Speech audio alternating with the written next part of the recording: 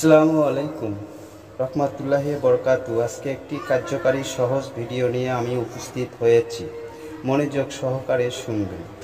কিছু আমল এমন আছে যেগুলো করতে খুব বেশি সময়ের প্রয়োজন হয় না, অনেক জ্ঞানের অধিকারীও হতে হয় না, কিন্তু এগুলোর ফজিলত অনেক বেশি। এগুলো বান্দার আমলনামাকে ভারী করে।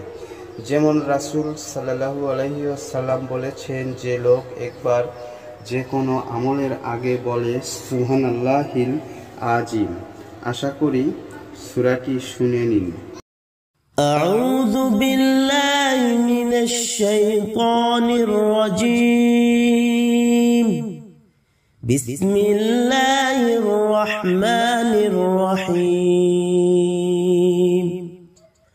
قال إنما أشكو بثي وحزني إلى الله وأعلم من الله ما لا تعلمون.